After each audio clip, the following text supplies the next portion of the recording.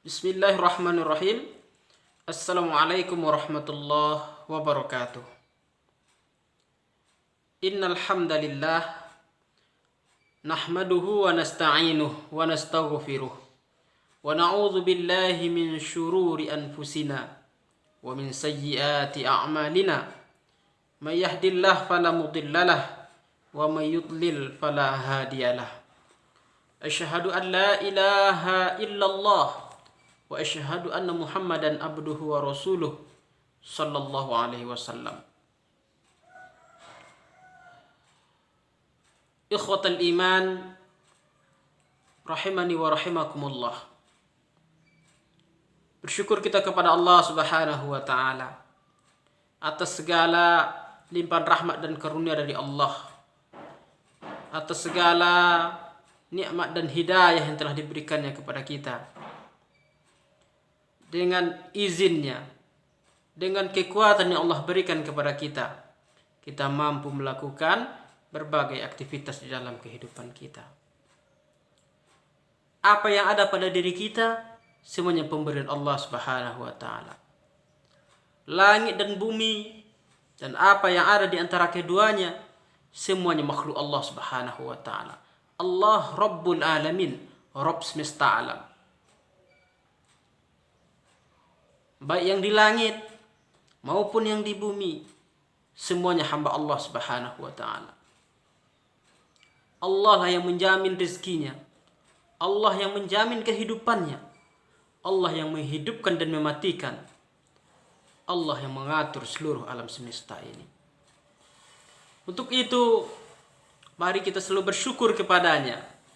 Mudah-mudahan dengan kita bersyukur kepadanya, kita menjadi hamba-hambanya yang bertakwa.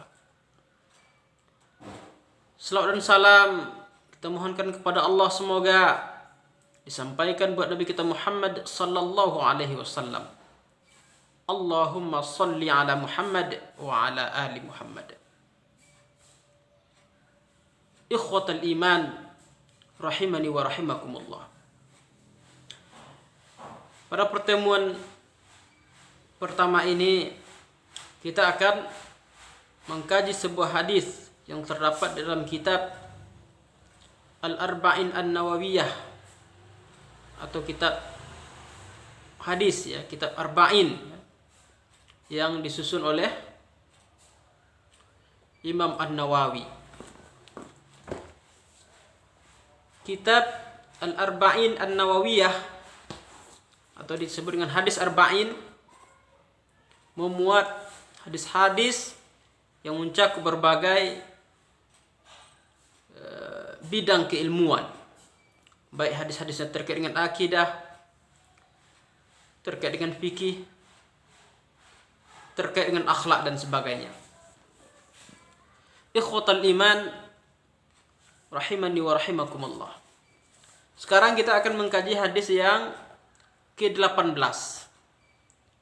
tentang at-taqwa wa husnul khuluq, tentang takwa dan budi pekerti yang baik.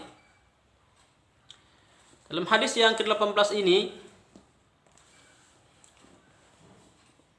Imam An-Nawawi mencantumkan hadis tentang takwa dan budi pekerti yang baik. Hadis ini diriwayatkan oleh Imam At-Tirmizi.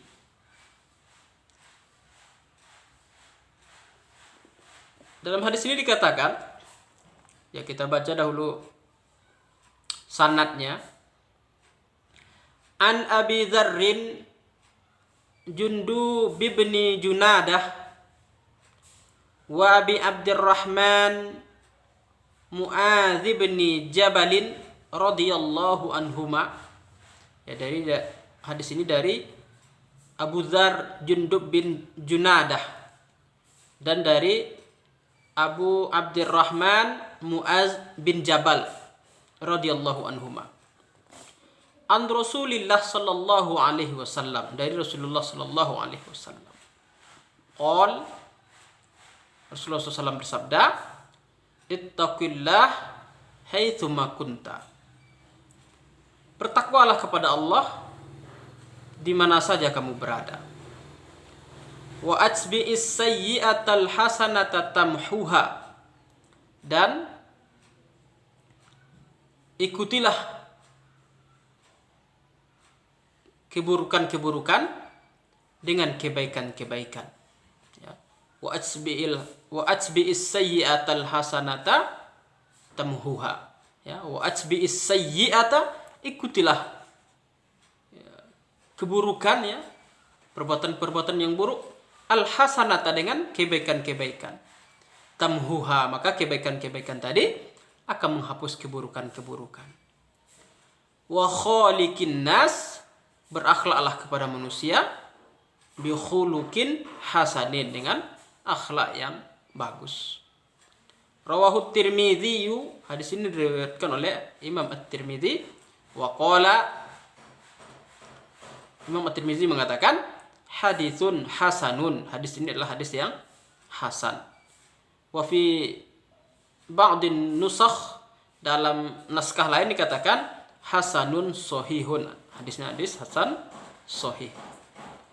Ikhwatal iman rahimani wa rahimakumullah, hadis ini hadis yang sangat agung sekali, berbicara tentang takwa dan budi pekerti yang bagus.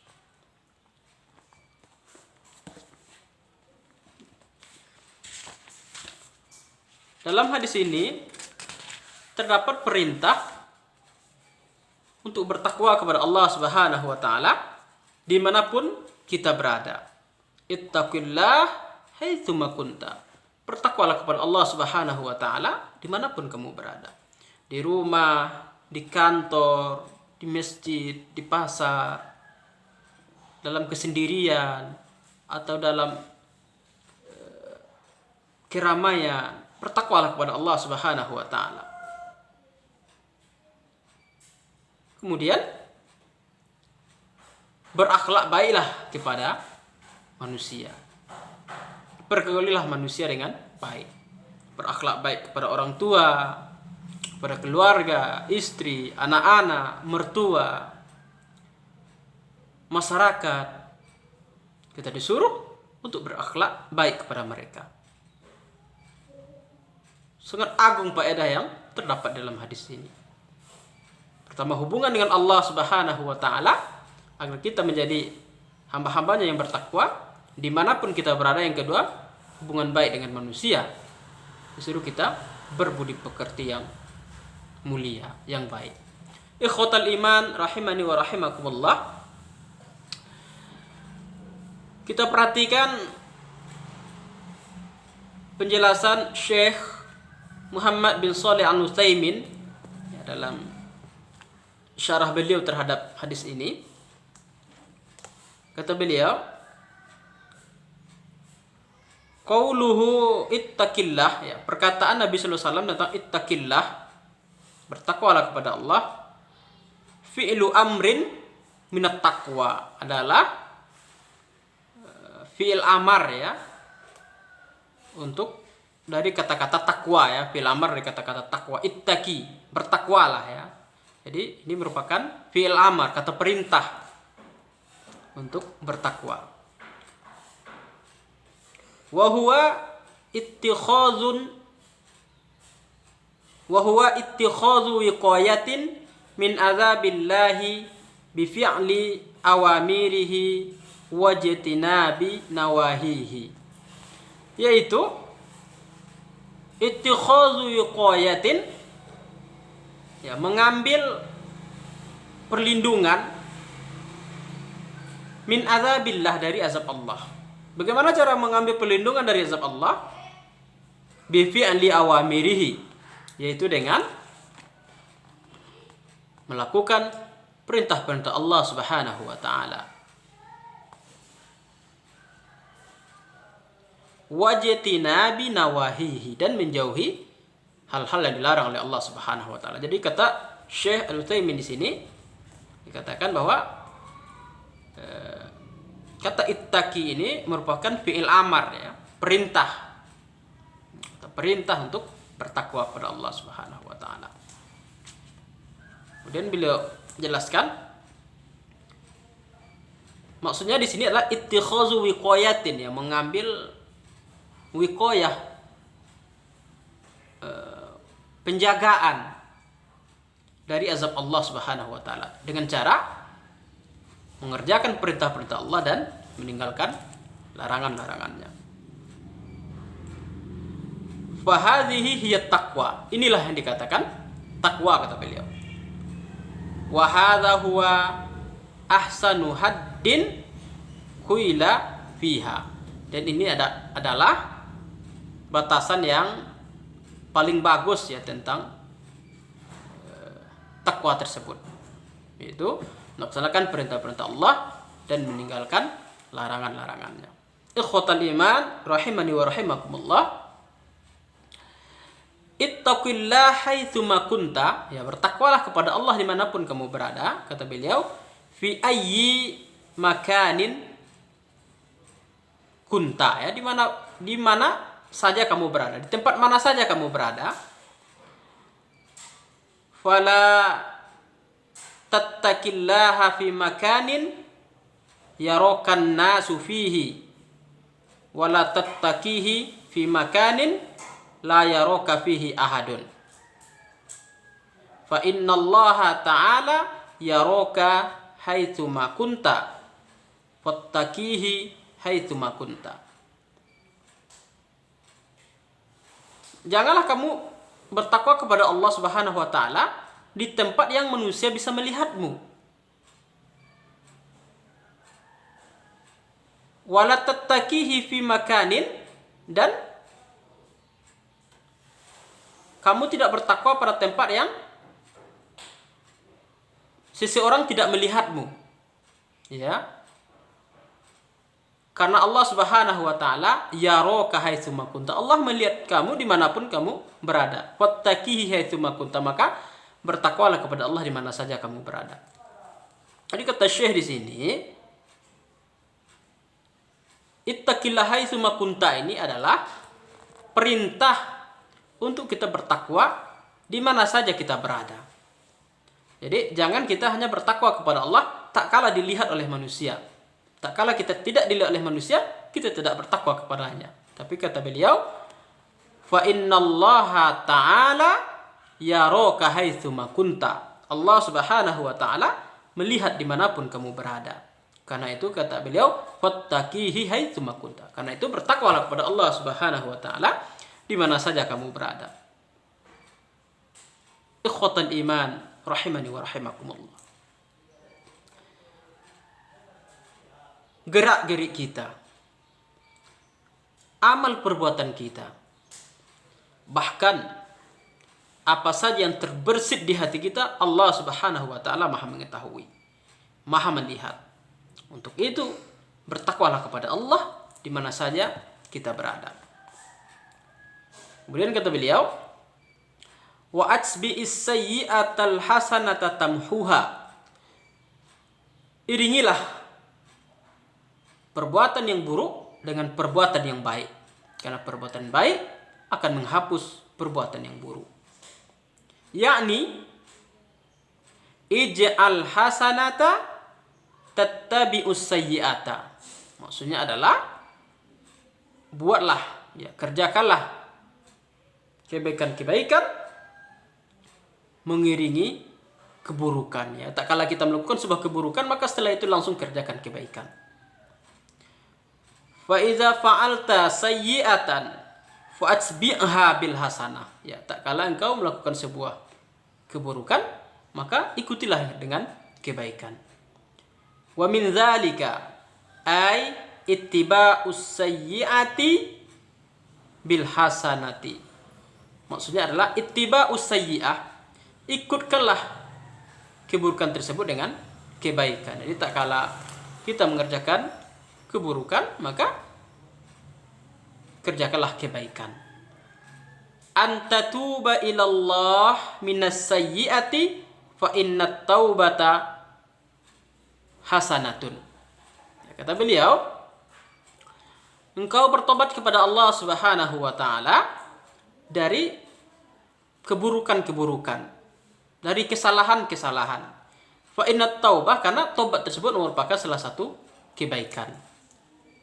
Jadi di sini dijelaskan bahwa perintah untuk mengikutkan ya, melaksanakan kebaikan tak kala kita melakukan keburukan. Ya, di antara bentuk kebaikan tersebut itu tobat kepada Allah Subhanahu wa taala. Wa qauluhu, dan perkataan Nabi Muhammad sallallahu alaihi wasallam, tamhuha, ya, kebaikan tadi akan menghapus keburukan, yakni al-hasanata idza ja'at ba'da sayyi'ati wa innaha tamhu as-sayyi'ata. Maksudnya adalah bahwa kebaikan yang dikerjakan atau yang datang setelah keburukan tadi, dia akan menghapus keburukan-keburukan. Wa yashhadu li hadza qauluhu ta'ala, ya. Di antara dalil ya tentang hal ini yaitu firman Allah Subhanahu wa taala dalam Al-Qur'an surat Hud ayat 114. Innal hasanati yuzhibnas sayyi'at. Sesungguhnya kebaikan-kebaikan itu akan menghilangkan keburukan-keburukan. Wa min fawaidi al-hadithi, ya, di antara faedah-faedah hadis ini, wa min fawaidil hadithi, yang pertama, hirsun Nabi sallallahu alaihi wasallam ala ummatihi bitawjihihim lima fihi al-khairu was-salahu. Yang pertama, di antara faedah hadis ini, kata beliau, menunjukkan antusiasnya Nabi untuk memberikan bimbingan kepada umatnya terhadap hal-hal yang mengandung kebaikan dan perdamaian. Ya. Jadi antusiasnya Nabi Shallallahu Alaihi Wasallam menunjuki umatnya terhadap hal-hal yang mengandung kebaikan. Jadi Nabi Shallallahu Alaihi Wasallam sangat bersemangat, sangat antusias untuk memberikan bimbingan kepada umatnya terhadap apa-apa yang mengandung kebaikan. Yang kedua, kata Syekh Al-Utsaimin di sini, faedahnya adalah wujubu taqwallah azza wa jalla fi ayyi makanin kana. Wajibnya bertakwa kepada Allah Subhanahu wa taala dimanapun kamu berada. Di hadis ini menunjukkan kewajiban takwa kepada Allah Subhanahu wa taala dimanapun kamu berada. Faedah ketiga, kata Syekh di sini, wujubut taqwa fis sirri wal alani. Ya, wujubut taqwa fis sirri wal alani. Wajibnya seseorang untuk bertakwa kepada Allah Subhanahu wa taala baik dalam kesendirian maupun secara terang-terangan. Baik dalam tidak tampak maupun tampak oleh orang lain. Jadi wajib kita bertakwa kepada Allah Subhanahu wa taala baik tak kala kita sendiri ataupun tak kala kita berada di kerumunan orang banyak. Liqaulihi sallallahu alaihi wasallam, karena Nabi sallallahu alaihi wasallam bersabda, ittaqillaha haitsu ma kunta. Bertakwalah kepada Allah Subhanahu wa taala di mana saja kamu berada. Ikhwatal iman rahimani wa rahimakumullah. Kemudian kata Syekh, wa khaliqin nas bi khuluqin hasanin. Berakhlaklah kepada manusia dengan akhlak yang bagus, dengan akhlak yang mulia, dengan akhlak yang indah.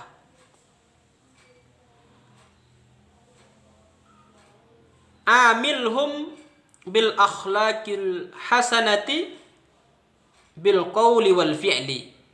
Ya, bermuamalah dengan manusia, berinteraksilah dengan manusia dengan akhlak yang indah. Bil qawli wal fi'li, baik dengan perkataan maupun dengan perbuatan. Jadi indah di dalam perkataan, indah juga di dalam perbuatan. Fa inna dzalika khairun, karena itu adalah kebaikan. Ikhwatal iman rahimani wa rahimakumullah. Sangat banyak faedah yang ada di dalam hadis ini.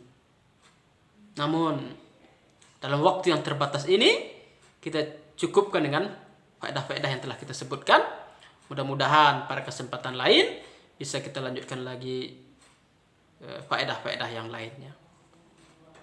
Barakallahu fikum. Kita tutup dengan doa kafaratul majlis. Subhanakallahumma wa bihamdika asyhadu an la ilaha illa anta astaghfiruka wa atubu ilaik. Assalamualaikum warahmatullahi wabarakatuh.